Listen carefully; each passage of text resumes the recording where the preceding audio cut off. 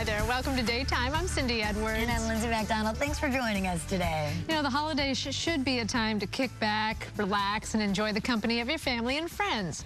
Well, unfortunately, it rarely works out that way. Amid the hustle and bustle is the dreaded company holiday party. Oh, it's not always dreaded. Not always. It doesn't have to be an event where you make sure you and your spouse are just seen by the boss and then you just sneak out as quickly as possible. It can actually be great and, dare we say, fun, a wonderful opportunity to network, too, even for those who absolutely hate networking. Nicole Witt, entrepreneur and founder of Success with Wit, is here to tell us how. Hi, Nicole. Hi, thanks for having me. It's a great to have you back. opportunity to network. It absolutely is. It is. Our company put us on a boat, so you couldn't sneak away. You know? You're a trap. That's why I didn't go. But it causes some people a lot of stress getting ready for the holiday party. They're just so uncomfortable with the whole environment. That's too bad. But if you are a little uncomfortable, you've got some great tips so that you can actually do some wonderful networking at the same time. But the first thing you say, and I have to disagree on this one, is eat before you go. Don't just hang out at the buffet. I'm with her. I disagree on this one. And usually these parties have better food than we have at home. It sounds like a weight loss tip, right?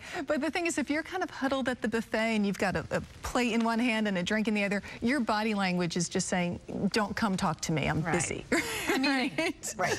Don't talk to me. Get away from me. And then if somebody does come talk to you, you can't shake hands or give a business card, or your mouth is full, or, you know, whatever it is. So you want to be, you know, you can pick and nibble and enjoy the treats, but you want to kind of be more open to conversation, and you want to limit the drinks too.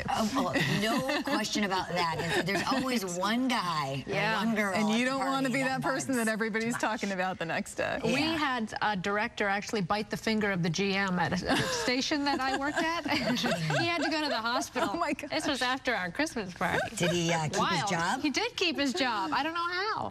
Well, maybe they were both 2 sheets this year. I think 3 sheets. They both had a couple of drinks. I think they were. All right, you also say arrive early. A lot of people show up late, but you said get there early. It seems counterintuitive for people who don't like these events, but it's a lot easier to engage in conversations, especially if there's 1 or 2 people who you really want to connect with. It's so much easier to start talking to them when they're just kind of getting there and they're not surrounded by this big group of people, right? And they're more likely to remember that conversation, because they're not drunk yet. Sorry. And it's before it gets too busy. You're right. Exactly. It can be intimidating to break into a big conversation with a lot of people around, so it's just a lot easier to start that way.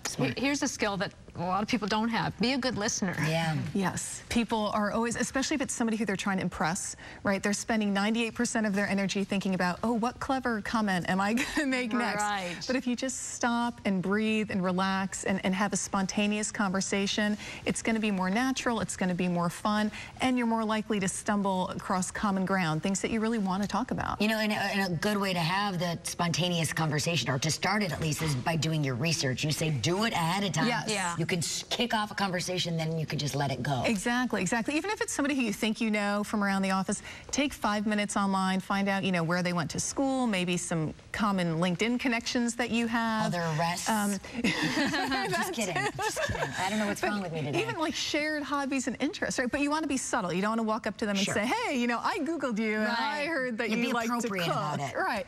But you can just subtly guide the conversation in that direction. And finally, really quickly, follow up afterwards. Yes, don't let all your energy go to waste. Follow up, connect on LinkedIn, set up a follow-up lunch or coffee, email an article that you think they might like, but keep those connections. You never know, you know, how they might play out in the long term, whether it's career prospects or just having a friend at the next event. Exactly. It's, you know what, you just turned our holiday parties into networking events. That's right. Be successful. Look out. For the future. Thank you. Nicole, sure, thank you. Hey, coming up on Daytime, how to stop the common cold in its tracks. Is it even possible, Cindy? Stick around to find out.